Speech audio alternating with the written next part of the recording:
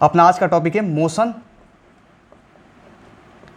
Of A charge particle in uniform electric field. अगर मैं electric field भी लिख दूं या सवाल में जस्ट इलेक्ट्रिक फील्ड करके आए तो आपको यूनिफॉर्म ही समझना है, क्योंकि अपने सिलेबस में नॉन यूनिफॉर्म का केस है ही नहीं। समझ में आ रहा है ना? देखो यहाँ पे तो अपना टॉपिक है motion of A charge particle in uniform electric field. अब इसमें 3 केस देखेंगे। पहला एक केस देखेंगे कि एक यूनिफॉर्म इलेक्ट्रिक फील्ड में एक चार्ज को जस्ट रिलीज कर दिया गया, तो उस पर आप काइनेमेटिकल पैरामीटर्स बताइए, मतलब एक्सेलरेशन बताइए, मोमेंटम बताइए, फोर्स बताइए, वेलोसिटी बताइए, वगैरह वगैरह जितने भी आते हैं। समझ में आ रहा है ना? दूसरा केस ये होगा, दूसरा केस में कि एक चार्ज को क्या करेंगे, यूनिफॉर्म इलेक्ट्रिक फील्ड में हम किसी वी वेलोसिटी से फेंक देंगे, मतलब इनिशियल वेलोसिटी कुछ होगा उसका, ठीक है ना। और तीसरा होगा कि किसी भी चार्ज पार्टिकल को वी वेलोसिटी से तो फेंकेंगे, लेकिन चार्ज जो अपना इलेक्ट्रिक फील्ड होगा ना उससे परपेंडिकुलर फेंकेंगे। तो देखिए यहाँ पे अगर तीनों हो सकता है तो तीनों अगर आज हो जाए तो बहुत अच्छी बात है, नहीं तो कोई 2 तो जरूर होगा। देखिए यहाँ पे पहला देखिए, पहला अपना केस 1 है। केस 1 कि when A charge particle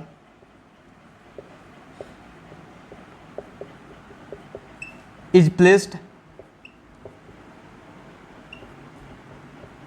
in an uniform electric field. Placed का मतलब रिलीज हुआ, रिलीज समझना, आपको समझ में आ रहा है? जहाँ भी प्लेस्ड लिखा हुआ उसका मतलब रिलीज, मतलब जस्ट रखा गया है, मतलब उसकी इनिशियल वेलोसिटी कुछ भी नहीं है, इनिशियली रेस्ट पे है, ठीक है ना, इनिशियली रेस्ट पे। प्लेस्ड का मतलब क्या हुआ? रिलीज हुआ। प्लेस्ड का मतलब मैं यहाँ पे लिख दे रहा हूँ, आप घबराइएगा नहीं, ठीक है ना। रिलीज इससे क्या होता है, इसका मतलब ये होता है इनिशियल वेलोसिटी उसका 0 है, ठीक है ना। क्योंकि काइनेमेटिक्स में आपने पढ़ा होगा, कोई भी चीज़ को ड्रॉप किया जाता है या रिलीज किया जाता है उसको, तो उसकी इनिशियल वेलोसिटी कितनी होती है? उसकी इनिशियल वेलोसिटी अपना 0 होती है, ठीक है ना। देखो यहाँ पे तो अपने क्या करना है, एक यूनिफॉर्म इलेक्ट्रिक फील्ड बनाना है। यूनिफॉर्म इलेक्ट्रिक फील्ड आपको कल पढ़ाया था ना, कैसा होता है उसका पैटर्न? यूनिफॉर्म इलेक्ट्रिक फील्ड का पैटर्न ऐसा होता है, कुछ खुचुक खचाक खुचुक ऐसा होता है कुछ, ठीक है ना।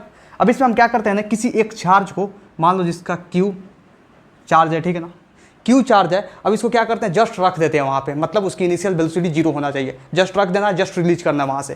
तो इलेक्ट्रिक फील्ड तो भैया इधर लग रहा है, तो जैसे हम रखेंगे कुछ समय बाद क्या होगा, जैसे मतलब टाइम जीरो पे देखा जाए तो टाइम 0 पे एट t = 0 इनिशियल वेलोसिटी = 0, ये बोल सकते हैं कि नहीं?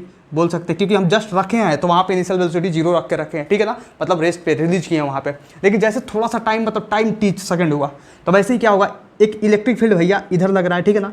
अब इधर इलेक्ट्रिक फील्ड लग रहा है और ये पॉजिटिव चार्ज है। क्यों क्या है? पॉजिटिव चार्ज है। पॉजिटिव चार्ज है तो इस पर क्या लगेगा? फोर्स लगेगा इलेक्ट्रिक फील्ड के डायरेक्शन में, क्योंकि पॉजिटिव चार्ज पे जो फोर्स लगता है ना, फोर्स लगता है, तो फोर्स इलेक्ट्रिक फील्ड के डायरेक्शन में लगेगा, इधर लगता है, ठीक है ना। और ये फोर्स यहाँ पे लगा, ठीक है। अब ये फोर्स इधर लगा इलेक्ट्रिक फील्ड के डायरेक्शन में, और फोर्स जब लगा यहाँ पे तो फोर्स होगा तो होगा कितना? वो होता है QE, मतलब फोर्स जो लगा, अपना लिख रहा हूँ यहाँ पे, फोर्स लगा कितना? QE, ठीक है। और फोर्स को सेकेंड लॉ ऑफ मोशन से क्या लिखा जा सकता है? ये लिखा जा सकता है मास इंटू एक्सेलरेशन, मतलब QE/m, सॉरी QE हुआ ना, QE/m कहाँ से? मास इंटू एक्सेलरेशन, इसको हमने लिखा मास इंटू एक्सेलरेशन, ठीक है। अब मास इंटू एक्सेलरेशन हमने इसको लिख दिया, तो हम यहाँ से एक्सेलरेशन निकालते हैं, ठीक है। एक्सेलरेशन देखिए यहाँ पे एक्सेलरेशन, तो एक्सेलरेशन कितना हो जाएगा? QE/m।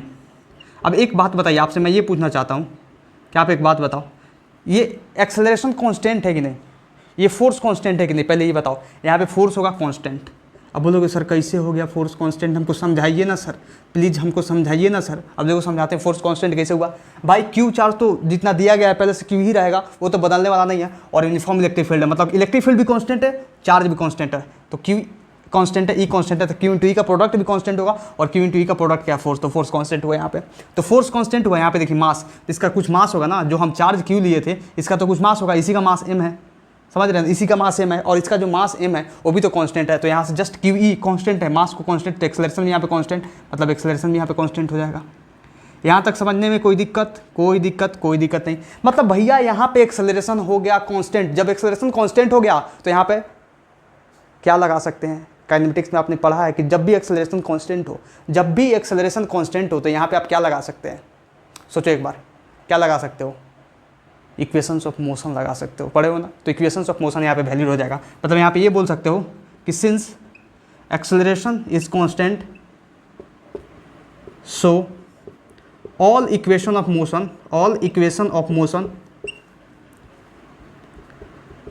is valid here सारी इक्वेशन ऑफ मोशन जो भी पढ़े हो ना, v equal to u plus a t, v square minus u square equal to s s equal to u t plus half a t square, मतलब जितना भी equation of motion आपने पढ़ा है सारे यहाँ पे वैलिड हो जाएंगे, क्योंकि एक्सेलरेशन कांस्टेंट है भैया, ठीक है ना। और जितना भी काइनेमेटिकल पैरामीटर्स आपसे बोल दिया जाए तो सब निकाल ही लोगे। तो चलो एक निकाल कर बताओ। पहला आप बताओ वेलोसिटी आफ्टर टाइम टी कितना होगा, वेलोसिटी आफ्टर टाइम टी। मैं यहाँ पे लिख रहा हूँ, आपको जस्ट निकालना है, ठीक है ना। आफ्टर टाइम टी मतलब कुछ समय बीतने के बाद कितनी वेलोसिटी इसकी हो जाएगी। अब बताओ वेलोसिटी कितनी हो जाएगी, बताओ बता दो कितनी हो जाएगी, कितनी सही बोले यार, ये तो निकाल लिया आपने। आप लगाओगे v equal to u plus a t. अब इनिशियल वेलोसिटी तो भैया जीरो था, इनिशियल वेलोसिटी क्या था, जीरो था इनिशियल वेलोसिटी, और ए और टी बचा, तो velocity is equal to acceleration कितना है, एक्सेलरेशन क्यू ई बटे एम इंटू टी, मतलब एक्सेलरेशन ये हो गया अपना, सॉरी वेलोसिटी अपना ये हो गया, वेलोसिटी अपना टाइम टी। कोई दिक्कत है यहाँ तक, कोई दिक्कत नहीं होना चाहिए, बहुत आसान था, ठीक है ना। अब मैं आपसे ये पूछूँ, आप मोमेंटम बताओ, momentum second, momentum after time T, momentum after time T. Sir momentum क्या होता है, मोमेंटम पढ़े हो ना, टाइम टी कहाँ पे पढ़े हो, न्यूटन्स लॉज ऑफ मोशन में आपको मोमेंटम पढ़ाया गया था। मोमेंटम क्या होता था, मास इंटू वेलोसिटी, और ये क्लास 9-8 से तो पढ़ते आ रहे हो भाई कि मोमेंटम होता है मास इंटू वेलोसिटी, मतलब पी बराबर होता है मास इंटू वेलोसिटी। वेलोसिटी कितना आया after time T, velocity after time T आया क्यू ई बटे एम इंटू टी आया ना, और ये मास से मल्टीप्लाई कर देंगे, मतलब इतना हो जाएगा एम इंटू क्यू ई बटे एम इंटू टी, मतलब मास से मास कटा, मतलब मोमेंटम अपना कितना आ गया, क्यू ई टी। देख रहे हो मुन्ना कितना हलवा है, मतलब यहाँ पे काइनेमेटिक्स का यूज है, लेकिन बेसिक्स काइनेमेटिक्स अगर आप पढ़े हो तो आपके लिए बहुत ज़्यादा हलवा बन जा रहा है ना। आया समझ में, कितना आसान था। अब देखिए नेक्स्ट नंबर निकलवाता हूँ, क्या निकलवाऊँ आपसे, स्पेस है, स्पेस है, चलो यहाँ पे निकलवाता हूँ। थर्ड नंबर इधर करते हैं, ठीक है ना, यहाँ पे करते हैं थर्ड। देखो थर्ड नंबर, आप बताओ, क्या बताओ आप, displacement after time T, displacement after time T, मतलब टी टाइम के बाद डिस्प्लेसमेंट क्या होगा, डिस्प्लेसमेंट आपको बताना है। यहाँ पे एक और चीज़ देख लो, यहाँ पे एक चीज़ समझो कि यहाँ पे जो मोमेंटम था ना, momentum equal to mass into velocity, तो आप इस फॉर्मूले में तो देख रहे हो पी इक्वल टू एम भी लिखा हुआ है, मतलब मोमेंटम यहाँ पे मास पे डिपेंड कर रहा है, लेकिन जो फाइनल फॉर्मूला हम निकाल के ला रहे हैं भाई, इसके केस में, इस यूनिफॉर्म इलेक्ट्रिक फील्ड में जब चार्ज को इनिशियली रेस्ट पे रखे हैं, इस केस में अगर हम निकाल रहे हैं यहाँ पे, तो यहाँ पे जो है मोमेंटम मास पे डिपेंड नहीं कर रहा है, क्योंकि क्यू ई टी पे जस्ट डिपेंड कर रहा है, ठीक है ना। तो यहाँ पे लिखेंगे हम कि momentum does not depends upon mass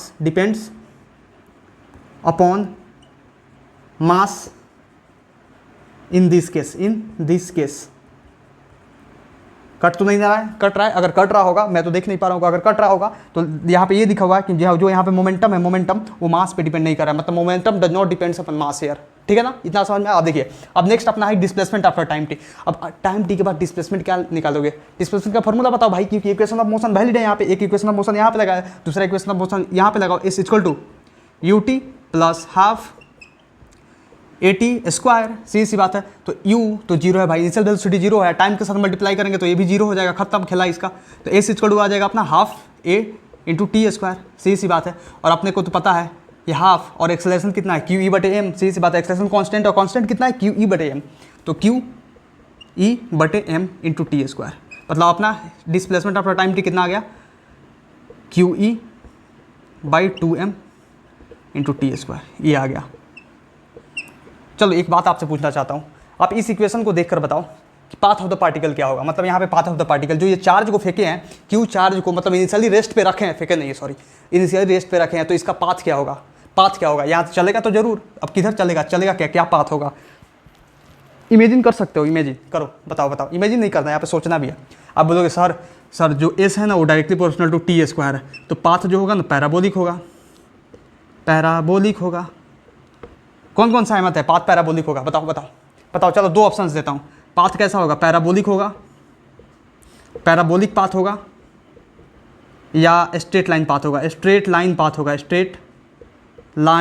होगा, सोचो एक बार, सोचो, बताओ क्या होगा। इसे मिटाता हूँ मैं, बोलोगे सर आंसर लिख दिए आप, कोई बात नहीं, आपको सोच समझ के आंसर भी जवाब भी देना है, जरूरी थोड़ी है कि आप आंसर जस्ट बता दीजिएगा, उसके साथ मतलब कुछ मैच भी तो करना चाहिए, आपका रीजन क्या है, ठीक है ना। तो क्या आंसर होगा, आप बोलोगे सर इस डायरेक्ट टी स्क्वायर है, तो टी स्क्वायर है तो कुछ भी किसी का पावर स्क्वायर होता है तो उस पैराबोलिक पाथ को फॉलो करता है। लेकिन आप एक बात ध्यान रखो भाई, सीधी ये बात गलत होगा, ये सही होगा। इसको मैं 2 तरीके से आपको बता दूंगा, 3 तरीके से बता दूंगा कि स्ट्रेट लाइन पाथ क्यों होगा। भाई s directly proportional to t square, इसमें और इसमें रिलेशन से थोड़े पाथ का मतलब होता है। पाथ कौन देता है, इक्वेशन ऑफ ट्राजेक्टरी आप पढ़े हो। इक्वेशन ऑफ ट्राजेक्टरी में क्या बताया जाता था कि equation of trajectory path of the particle को बताता है, और इक्वेशन ऑफ ट्राजेक्टरी आता है एक्स और वाई के रिलेशन से। यहाँ पे भैया एस और टी के रिलेशन है, कैसे होगा, एस और टी का relation path of the particle थोड़े देगा। Path of the particle is given by, यहाँ पे लिख रहा हूँ मैं कि path of the particle is given by, path of particle is given by relation between x and y. X and y के रिलेशन से आता है, एक्स एंड वाई के रिलेशन से आता है। तो यहाँ पे एक्स और वाई का तो कुछ खेला नहीं है, नहीं, तो इसको मैं मिटा रहा हूँ, ठीक है ना। यहाँ पे जस्ट कंफ्यूज मत होइए। अब मैं आपको समझा रहा हूँ कि स्ट्रेट लाइन पाथ क्यों हुआ। चलिए थोड़ा सा दिमाग लगा के भी समझाया जा सकता है, क्या दिक्कत है। देखो यहाँ पे जस्ट यहाँ पे आपको देखना है, जस्ट देखो यहाँ पे, देखो यहाँ पे ऐसा है कि क्यू चार्ज है, ठीक है ना। इलेक्ट्रिक फील्ड इस डायरेक्शन में, ठीक है, इलेक्ट्रिक फील्ड इस डायरेक्शन में, फोर्स भी इसी डायरेक्शन में लग रहा है, मतलब फोर्स भी इसी डायरेक्शन में लग रहा है और इलेक्ट्रिक फील्ड भी इसी डायरेक्शन में। मतलब यहाँ पे हम ये कह सकते हैं भाई, ये कह सकते हैं, क्या कह सकते हैं, क्या कह सकते हैं, समझाइए सर।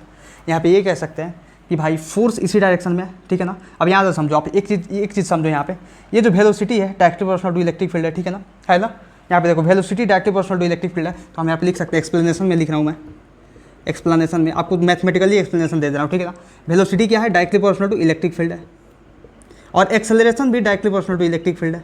कोई सा कि यहाँ पे एक्सेलरेशन भी directly proportional to electric field है। मतलब वेलोसिटी एंड एक्सेलरेशन, मतलब ये क्या कह सकते हो, यहाँ पे देखो बहुत बारीकी से, ठीक है ना, मैं जल्दबाजी नहीं करूँगा। मतलब ये कहने का मतलब हुआ कि जो वेलोसिटी का डायरेक्शन हो ना वो इलेक्ट्रिक फील्ड के डायरेक्शन में, ठीक है। जो एक्सेलरेशन का डायरेक्शन है ना वो इलेक्ट्रिक फील्ड के डायरेक्शन में है। मतलब वेलोसिटी एंड एक्सेलरेशन जो है वो इलेक्ट्रिक फील्ड का डायरेक्शन है, मतलब velocity and acceleration same direction में है। क्या बोलना चाहता हूँ समझ में आ रहा है। मतलब यहाँ पे ये हुआ कि वेलोसिटी इलेक्ट्रिक फील्ड के डायरेक्शन में है, एक्सेलरेशन भी इलेक्ट्रिक फील्ड के डायरेक्शन में है। मतलब वेलोसिटी और एक्सेलरेशन इलेक्ट्रिक फील्ड के डायरेक्शन में, मतलब वेलोसिटी और एक्सेलरेशन सेम डायरेक्शन में होगा तभी तो इलेक्ट्रिक फील्ड के डायरेक्शन में होगा ना। आ रहा है समझ में ना। तो देखो यहाँ पे हम ये लिख सकते हैं यहाँ पे कि velocity and acceleration are in same direction, same direction as that of electric field. कोई शक यहाँ पे कोई शक नहीं होना चाहिए। मतलब इलेक्ट्रिक फील्ड का जो डायरेक्शन है उसी का डायरेक्शन है वेलोसिटी और एक्सेलरेशन है। सीधी बात है, जब भी वेलोसिटी और एक्सेलरेशन सेम डायरेक्शन में होगा तो पाथ कैसा होगा, काइनेमेटिक्स में पढ़े हो ना, पाथ होगा स्ट्रेट लाइन। इसीलिए अपना आंसर ही आया समझ में। चलिए इसे नोट कीजिए, नेक्स्ट मैं और कुछ करा रहा हूँ, जल्दी फटाफट। अपना जो सेकेंड केस है, सेकेंड केस उसको मैं नोट डाउन करता हूँ। केस नंबर 2 है कि when charge is projected, charge particle, when charge particle is projected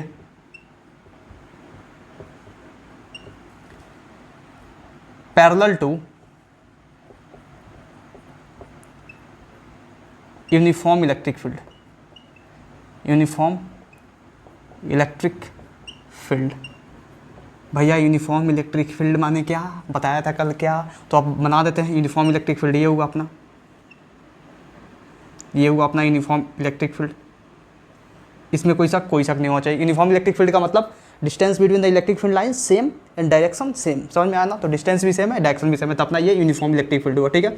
इसमें कोई दिक्कत नहीं आ चाहिए। अब क्या कर रहे हैं ना, इसमें चार्ज क्यू है, मान लीजिए क्यू चार्ज है जिसका मान सपोज करते हैं एम मास है, ठीक है ना।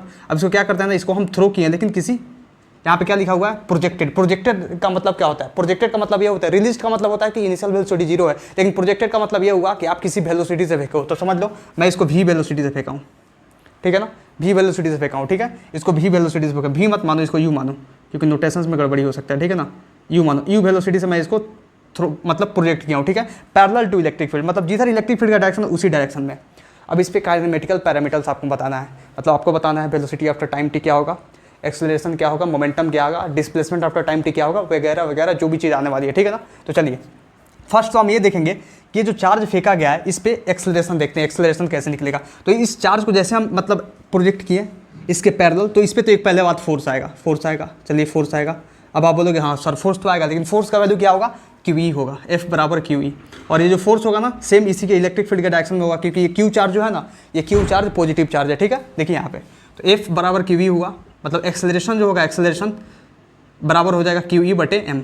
अब बोलो कैसे आया क्यू ई बटे एम, F बराबर एम हुआ ना, तो एम नीचे ला दिए, डायरेक्ट लिख दिए, तो क्या हलवा समझे क्या, हलवा ही है इसमें समझने वाली क्या बात है, ठीक है ना। अब देखिए, अब मैं आपसे पूछ रहा हूँ पहला चीज़, फर्स्ट चीज़ बताओ, velocity after time T, velocity after time T, मतलब कुछ टी समय के बाद आपको वेलोसिटी बताना है। कैसे बताओगे, बताओ जल्दी, क्या आंसर होगा। कल भी ये सेम चीज़ कराया था, वही सेम चीज़ करा रहा हूँ, ठीक है ना। उसमें इनिशियल वेलोसिटी जीरो था, तो बस इनिशियल वेलोसिटी जीरो वहाँ पे रखते थे, लेकिन यहाँ पे इनिशियल वेलोसिटी यू है, समझ में आ रहा ना।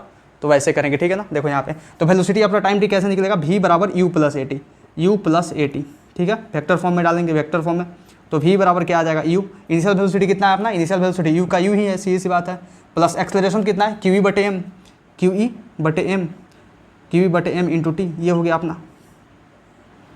कोई दिक्कत है यहाँ तक, कोई दिक्कत नहीं। अब आप बोलोगे सर ये फॉर्मूला आपने क्यों लगाया, इसलिए लगाया क्योंकि इक्वेशन ऑफ मोशन है भैया, और एक्सेलरेशन यहाँ पे क्या है, एक्सेलरेशन में लिख देना यहाँ पे कांस्टेंट है, क्योंकि क्यू ई बटे एम तो कांस्टेंट हमेशा है, क्यू भी कांस्टेंट है, इलेक्ट्रिक फील्ड भी कांस्टेंट है, और मास तो कांस्टेंट रहेगा ही, मास कहाँ से चेंज हो जाएगा, ठीक है ना। इसलिए एक्सेलरेशन भी यहाँ पे क्या है, कांस्टेंट है। कोई दिक्कत, कोई दिक्कत नहीं। अब पहला देख लिया आपने, दूसरा बताइए। अब यहाँ पे सेकंड बताइए, momentum after time T, momentum, momentum after time T, time T मतलब कुछ टी टाइम के बाद मोमेंटम क्या होगा, बता दो मेरे भाई, बता दो, बता दो। बहुत आसान है, बस डायरेक्ट P बराबर एम भी डालना है और आंसर आएगा, P बराबर एम भी। और देखिए P बराबर मास का मास, और V वेलोसिटी कितना है, ये V कितना है, V इतना है, ठीक है ना। U प्लस क्यू ई बटे m into t, q e बटे एम इंटू टी। कोई दिक्कत, कोई दिक्कत। अब इसको क्या करते हैं, सिंप्लीफाई करते हैं, सिंप्लीफाई करके आंसर लाते हैं। अब P बराबर हो जाएगा एम यू, और ये m जाएगा इसके अंदर ना, तो m से m कट जाएगा, मतलब प्लस क्यू ई टी आ जाएगा। मतलब भाई वहाँ पे क्या आया था, वहाँ पे आया था जस्ट जो P था ना, मतलब जो मोमेंटम आया था वो आया था जस्ट क्यू ई टी, लेकिन यहाँ पे momentum m u plus q e t आया। मतलब यहाँ पे जो मोमेंटम है ये डिपेंड करेगा मास पे, डिपेंड्स अपॉन मास, लेकिन वहाँ पे मास पे डिपेंड नहीं कर रहा था, और उस पर मैंने एक क्वेश्चन भी कराया था आपको, ठीक है ना। अब देखिए नेक्स्ट, मैं थर्ड नंबर में आपसे पूछ दूँ भैया, क्या पूछ दूँ बताओ, displacement after time T, displacement after time T, कुछ टी टाइम के बाद डिस्प्लेसमेंट क्या होगा, बताओ बताओ। अब लगा दो यहाँ पे s equal to u t plus half a t square, s equal to u t plus half a t square, सही सी बात है। तो यू तो यू है ही, टी तो टी है ही, प्लस हाफ ए कितना है, ए है क्यू ई बटे एम, सही सी बात है, क्यू ई बटे एम इंटू टी स्क्वायर। गए हो, खत्म, खेला खत्म, ये डिस्प्लेसमेंट आफ्टर हो गया, डिस्प्लेसमेंट आफ्टर टाइम टी हो गया, ये डिस्प्लेसमेंट आफ्टर टाइम टी हो गया। कोई दिक्कत यहाँ तक, कोई दिक्कत नहीं होनी चाहिए, कोई दिक्कत नहीं होनी चाहिए यहाँ तक, कोई दिक्कत, कोई दिक्कत नहीं। अब आपसे मैं मान लीजिए कि और क्या पूछ सकता हूँ, अरे कुछ भी पूछा जा सकता है इसमें भाई, कुछ भी पूछा जा सकता है, कुछ भी, मतलब जितने भी काइनेमेटिक्स में आपने हर एक चीज़ पढ़ा है ना, उसमें कुछ भी पूछा जा सकता है, ठीक है ना। तो आप मतलब जो भी आए, आपने ये केस पढ़ा ना कि हाँ एक्सेलरेशन कांस्टेंट है भाई, इक्वेशन ऑफ मोशन लगा सकते हैं, कुछ भी निकाल सकते हो, ठीक है ना। चलिए इतना नोट कीजिए, मैं नेक्स्ट केस कराता हूँ, ठीक है ना। ये केस ज़्यादा उतना इंपॉर्टेंट नहीं है, समझ लीजिए कि जस्ट ये करा रहा हूँ आपका दिमाग खोलने के लिए, लेकिन जो नेक्स्ट केस आने वाला है वो बहुत ज़्यादा इंपॉर्टेंट है, उससे सवाल भी आए होंगे प्रीवियस ईयर में, ठीक है ना। जल्दी से नोट कीजिए। चलिए देखते हैं थर्ड केस को। अपना जो थर्ड केस है बहुत ही ज़्यादा इंपॉर्टेंट है, और आपको लापरवाही नहीं करना है इसमें, ठीक है ना। अपने कॉपी किताब को बंद कीजिए और बहुत अच्छे से इसको समझिए, क्योंकि ये थोड़ा सा समझना जो है ना कॉम्प्लेक्स भी है, ठीक है। जल्दी देखिए यहाँ पे केस नंबर थर्ड, देखिए केस नंबर थर्ड। जो केस नंबर थर्ड है अपना, वो क्या कहता है भाई, वो बोलता है कि जब चार्ज को when charge is projected perpendicular to electric field, perpendicular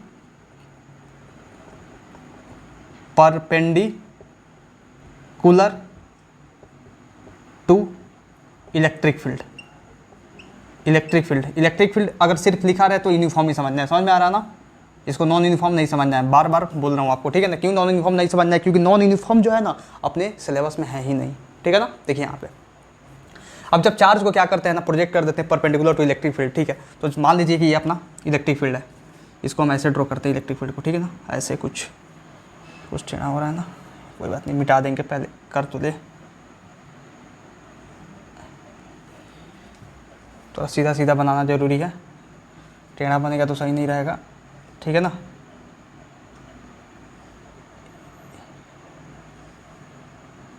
इतना ही रहने दीजिए, काफ़ी है।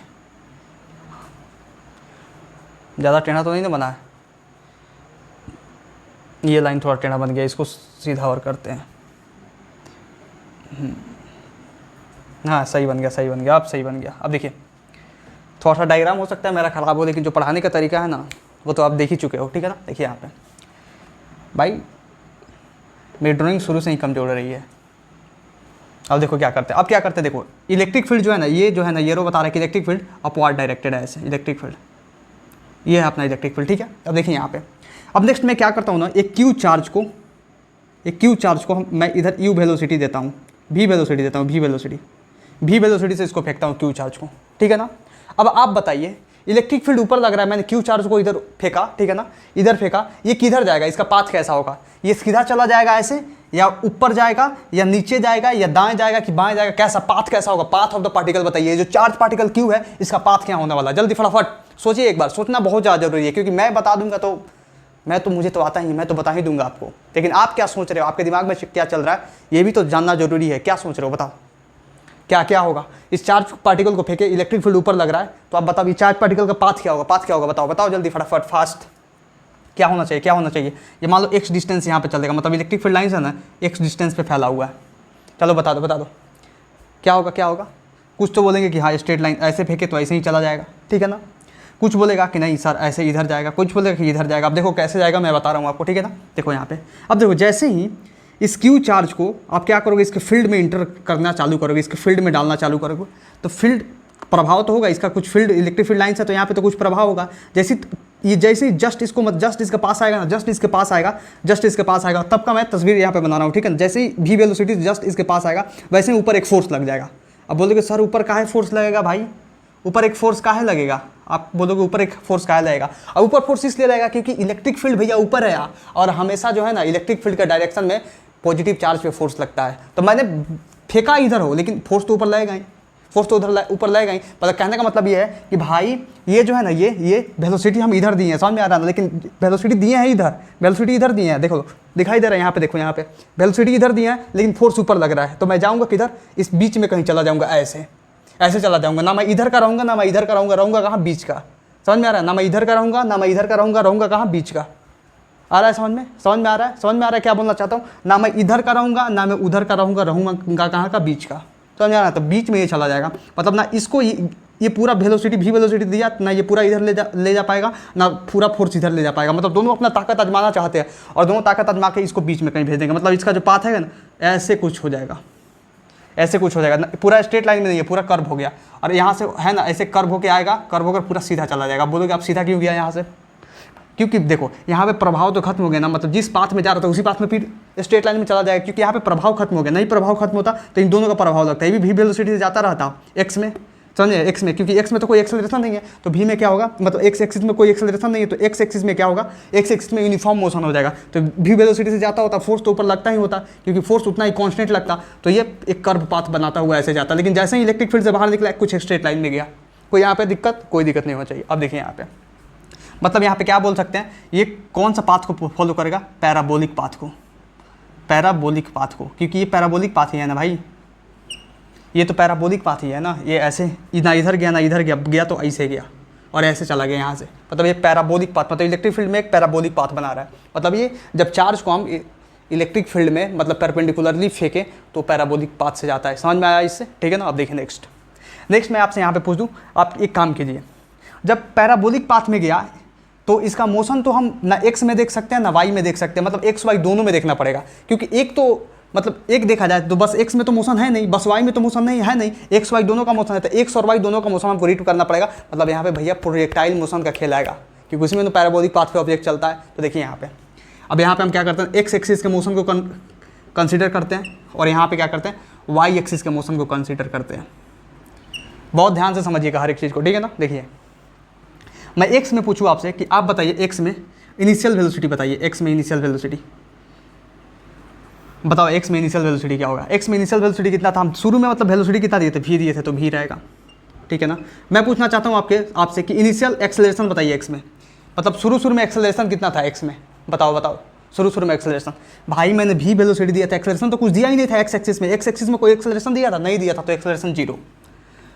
मतलब क्या कह सकते हो, काइनेमेटिक्स पढ़े हो ना, तुम ये कह सकते हो भाई एक्सेलरेशन जीरो, अभी वेलोसिटी सब्जेक्ट चल रहा है, एक्सेलरेशन जीरो मतलब rate of change of velocity zero, rate of change of velocity zero का मतलब एक्सेलरेशन जीरो, मतलब वेलोसिटी में चेंज ही नहीं आया, मतलब वेलोसिटी कांस्टेंट रहेगा, जो वेलोसिटी था वही वेलोसिटी रहेगा, क्योंकि यहाँ पे एक्सेलरेशन जीरो है, मतलब rate of change of velocity zero है, मतलब वेलोसिटी में चेंज जो है जीरो है। समझ में आ रहा है ना, मतलब समय बीतने अनुसार वेलोसिटी में चेंज कितना आ रहा है, जीरो आ रहा है, मतलब वेलोसिटी कांस्टेंट है तभी तो जीरो आ रहा है ना। मतलब यहाँ पे क्या बोलेंगे कि in X axis velocity is constant, that is uniform motion, uniform motion। अब यूनिफॉर्म मोशन का मतलब क्या हुआ, यूनिफॉर्म मोशन का मतलब ये होगा कि वेलोसिटी आफ्टर टाइम टी देखा जाए ना एक्स एक्सिस में, कुछ समय के बाद velocity time T x axis में देखा जाए तो भी ही रहेगा, मतलब जो था वही रह जाएगा।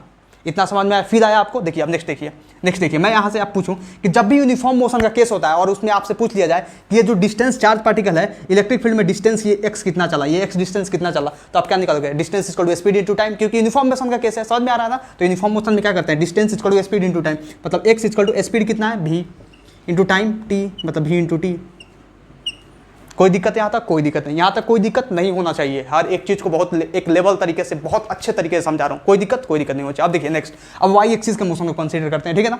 अब वाई एक्सिस में जो एक्स एक्सिस में ये देखे ना वो सेम चीज़ वाई एक्सिस में अपने को देखना है, ठीक है ना। देखिए यहाँ पे अब एक्स में आपसे पूछूं कि आप वाई एक्सिस में आप ये बताइए कि इनिशियल वेलोसिटी वाई एक्सिस में कितना है, बता दो।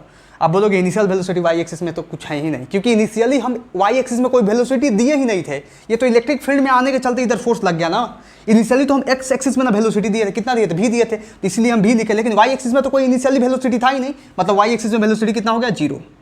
कोई शक नहीं। अब देखिए next, acceleration, initial acceleration y में कितना है, मतलब सॉरी एक्सेलरेशन वाई में कितना है, एक्सेलरेशन वाई में कितना है बताओ आप, एक्सेलरेशन वाई में कितना है। आप देखो इनिशियल एक्सेलरेशन ये मतलब यहाँ पे शुरू में एक्सेलरेशन कितना, जीरो, बाद में भी एक्सेलरेशन जीरो, क्यों, क्योंकि वेलोसिटी कांस्टेंट है, सीधी सी बात है। अब देखो अब यहाँ पे फोर्स लगा तो कुछ ना कुछ तो एक्सेलरेशन होगा ना वाई में, फोर्स लगे तो एक्सेलरेशन होगा ना, कितना होगा, हम यह निकालते थे ना यहाँ से F बराबर क्यू ई लिखते थे, क्यू ई तो एम ए लिखते थे, एम ए बराबर क्यू ई, मतलब एक्सेलरेशन बराबर क्यू ई बटे एम, यही होगा, सीधी सी बात है, क्यू ई बटे एम होगा, कोई शक नहीं होना चाहिए।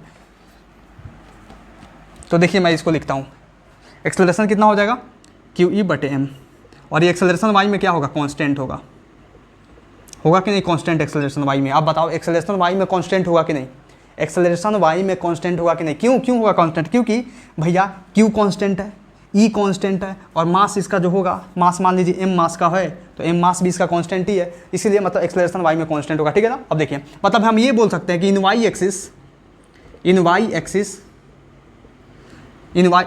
Axis velocity is not constant, not constant, कहाँ वेलोसिटी कांस्टेंट है, वेलोसिटी तो कांस्टेंट है ही नहीं, क्योंकि इनिशियल वेलोसिटी तो जीरो था, लेकिन एक्सेलरेशन कुछ आ गया तो एक्सेलरेशन क्या करेगा, एक्सेलरेट करके वेलोसिटी को इंक्रीज करेगा। समझ में आ रहा ना, तो मतलब वाई एक्सिस में वेलोसिटी कांस्टेंट कहाँ रहा, नहीं रहा, शुरू में जीरो था, कुछ बढ़ के हो जाएगा, तो वेलोसिटी वाई एक्सिस में कांस्टेंट नहीं रहा, बट एक्सेलरेशन इज कांस्टेंट, लेकिन एक्सेलरेशन यहाँ पे कांस्टेंट है, क्यों, क्योंकि एक्सेलरेशन कांस्टेंट कितना आ रहा है, क्यू ई बाई एम, मतलब यहाँ पे ये कह सकते हैं, that is in Y axis, या इन वाई एक्सिस नहीं, बार बार मत लिखिए, ठीक है ना, पहले से लिख चुका हूँ ना, इन वाई एक्सिस देखिए यहाँ पे, that is non uniform motion with constant acceleration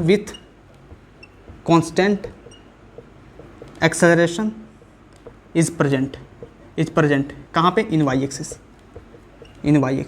कोई शक यहाँ पे, कोई शक नहीं होना चाहिए।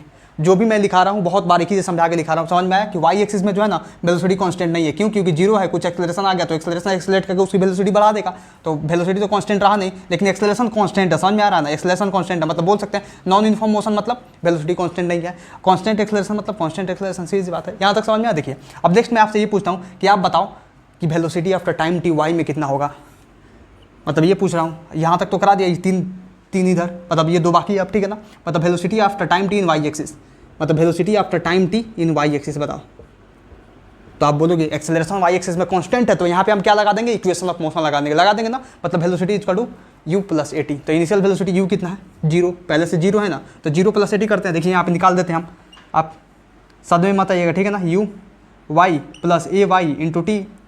अब बोलोगे ये सर का लिख दिए यू वाई ए वाई, भाई सही सी बात है, ये प्रोजेक्टाइल मोशन में आप पढ़े हो ना, इंडिपेंडेंट एक्स एक्सिस का, वाई एक्सिस का, एक्स एक्सिस का, वाई एक्सिस का, एक्स एक्सिस का, वाई एक्सिस का, एक्स एक्सिस का, वाई एक्सिस का, दोनों निकालते हैं ना।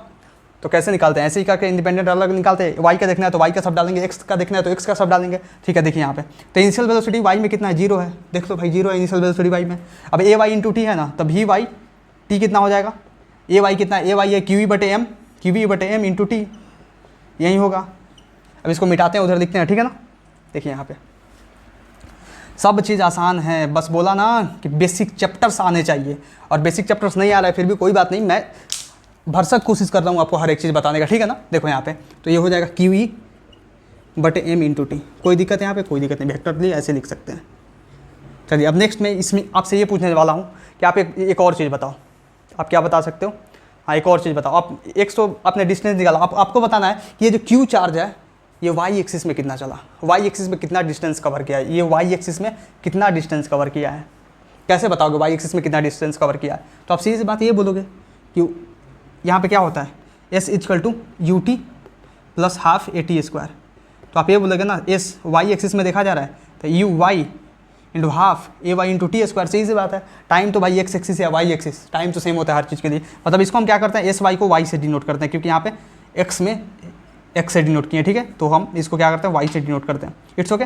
अब देखिए यू वाई कितना है 0 है, तो ये तो इनिशियली सब 0 हो गया, ठीक है ना। अब हाफ ए वाई कितना है, ए वाई अपना क्यू ई बटे एम इंटू टी स्क्वायर, मतलब half q e by m into t square कितना आ जाएगा, y equal to half q e बटे एम इंटू टी स्क्वायर। कोई दिक्कत नहीं, दिखाई दे रहा है कि नहीं, रुकिए मैं देख लूँ एक बार, हाँ दिखाई दे रहा है, थोड़ा सा टेढ़ा हो गया है, कोई बात नहीं, एडजस्ट कीजिएगा, कभी कभी हो जाता है। Y equal to half q by m into t square कैसे आया, s equal to u t plus half a t square से आया, ठीक है ना। अब देखिए इसको क्या कर सकते हैं, एक और तरीका से लिखा जा सकता है। यहाँ पे देखिए हम टाइम के जगह पे एक्स बाई भी लिख सकते हैं, यहाँ से टाइम इक्वल टू एक्स बटे भी। आप ये बताइए टाइम इक्वल टू एक्स बटे बी लिख सकते हैं, हम क्या करते हैं ना एक्स बटे बी इसमें चिपका देते हैं, मतलब ये हो जाएगा q e by two m, ठीक है ना। और टी स्क्वायर को क्या लिख सकते हैं, टी स्क्वायर को टी एक्स बाई बी है, तो टी स्क्वायर को x square by v square लिख सकते हैं, एक्स स्क्वायर बटे वी स्क्वायर, मतलब ये भी लिखा जा सकता है। कोई शक नहीं होना चाहिए। आपको हर एक चीज़ समझ में आया, कितना स्मूथली मैंने समझाया, हर एक चीज़ बहुत अच्छे से समझ में, मतलब जो पॉइंट्स आपको मैं अभी यहाँ पे समझाया हूँ वो बहुत ज़्यादा इंपॉर्टेंट है, बहुत ज़्यादा इंपॉर्टेंट है। चलिए एक और पॉइंट देखिए, इसी के साथ एक और पॉइंट देखिए, लास्ट पॉइंट है, और लास्ट पॉइंट ऐसा पॉइंट है ना जो आपको हर एक सवाल में जो है ना, हर एक सवाल का परकच्छा छुड़ाने वाला है, ठीक है ना। देखिए यहाँ पे अब देखिए शुरू में मैंने क्या किया था, शुरू में इस जो चार्ज पार्टिकल को है ना, चार्ज पार्टिकल को भी वेलोसिटी दिया था, ठीक है ना, लेकिन ये परपेंडिकुलर टू इलेक्ट्रिक फील्ड दिया था, ठीक है ना। मैं आपसे ये पूछना चाहता हूँ कि अपने ओरिजिनल पाथ से ये कितना डिविएट कर गया, मतलब कितना डिविएट कर गया, कितना डिविएशन इसमें पैदा हुआ। मतलब रास्ता तो ओरिजिनली मैंने देखिए इसको जब मैंने इसको फेंका, मान लीजिए चार्ज पार्टिकल था मेरा, ठीक है ना, जैसे मैंने इधर फेंका लेकिन ये तो इधर चला गया, तो ये कितना डिविएट किया अपने ओरिजिनल पाथ से, ओरिजिनल पाथ ये था और डिविएशन इधर हुआ, तो कितना डिविएट किया। आप कैसे फाइंड करोगे, इसको कैसे बताओगे, तो देखो मैं इसको बताता हूँ। देखिए इसको वेक्टरली मैं क्या करता हूँ, नहीं यहाँ पे शिफ्ट करता हूँ, यहाँ पे, ठीक है ना। तो इसको तो हम वी एक्स लिखेंगे, एक्स एक्सिस में कितना वी है तो वी एक्स लिखेंगे, और मान लीजिए एक दूसरा जो कंपोनेंट आएगा इसका, एक दूसरा जो इसका कंपोनेंट आएगा इधर आएगा कुछ भी वाई, क्या दिक्कत है, ठीक है आएगा ना, क्योंकि देखिए ये तो गया है इधर, तो इधर जा रहा है तो कुछ एक वी एक्स कंपोनेंट होगा, एक कुछ वी वाई कंपोनेंट होगा ना। तो हम वी वाई को क्या करते हैं, इधर एक थीटा मानते हैं और इस वी वाई को इधर हम शिफ्ट करते हैं। तो यहाँ से हम tan थीटा क्या लिख सकते हैं, tan थीटा लिख सकते हैं वी वाई बटे वी एक्स। कोई दिक्कत नहीं होना चाहिए। अब देखिए यहाँ पे वी वाई कितना है, वी वाई यहाँ पे सर्च करते हैं, वी वाई कितना है। ये थीटा क्या बता रहा है, पहले ये सोचिए, पहले ये थीटा क्या बता रहा है, थीटा बता रहा है कि भाई ये जो ओरिजिनल पाथ था उससे कितना डिविएट कर गया, मतलब ये जो ओरिजिनल पाथ था उससे कितना डिविएट करके इधर चला गया, ये जो ओरिजिनल पाथ था उससे कितना डिविएट कर गया, मतलब डिविएशन कितना प्रोड्यूस हुआ यहाँ पे इलेक्ट्रिक फील्ड के चलते डिविएशन कितना प्रोड्यूस हुआ, तो ये थीटा बताएगा, मतलब tan थीटा या थीटा क्या बताएगा, डिविएशन कितना प्रोड्यूस हुआ इलेक्ट्रिक फील्ड के चलते। समझ में आ रहा है, तो कैसे इसको निकालेंगे, देखिए यहाँ पे ये तो मेन फार्मूला नहीं है, मतलब ये निकालने का तरीका है। मैं इसको क्या करता हूँ ना, इसको यहाँ से मिटाता हूँ, इसको क्यों घेर दिया मैंने, फिर से लिख देता हूँ। हर एक चीज़ को बारीकी से समझते जाइए, बहुत ज़्यादा आसान है, ठीक है ना। देखिए यहाँ पे मतलब tan थीटा मैंने लिखा, tan थीटा बराबर वी वाई बटे वी एक्स। कोई शक नहीं होना चाहिए। अब देखिए यहाँ पे अब वी वाई कितना है भाई, वी वाई कितना है, वी वाई कितना है, मतलब टाइम टी टाइम के बाद वी वाई तो यही हुआ ना, मतलब टाइम जो डाले उसका वैल्यू आएगा, चाहे 10 घंटा हो चाहे 20 घंटा हो, ठीक है ना। मतलब q e by m into t आया, कितना आया, मैं लिख रहा हूँ यहाँ पे tan थीटा बराबर q e by m into t, कोई शक नहीं। अब लिखना है नीचे क्या, वी एक्स, मतलब वी वाई तो हो गया, ये तो वी वाई हो गया, लेकिन नीचे लिखना है वी एक्स कितना है, वी है, मतलब इतना आया, मतलब q e t by m v, q e t by m v. लेकिन यहाँ पे और एक ट्विस्ट है, यहाँ पे आप क्या कर सकते हो ना, इसको टी को चेंज करो, टी की जगह पे एक्स बाई बी डालो, मतलब q e x by m v square. ये आपका ओरिजिनल फार्मूला यहाँ से निकल गया था, ये डेरिवेशन कराया मैंने, tan theta equal to q e x बटे एम बी स्क्वायर। इससे आपके बहुत सारे सवाल आने वाले जो हैं सोल्व होने वाले हैं। मतलब tan थीटा यहाँ पे है क्या, मैं यहाँ पे लिख दे रहा हूँ, tan थीटा जो है ये है deviation, tan theta deviation produced from original path,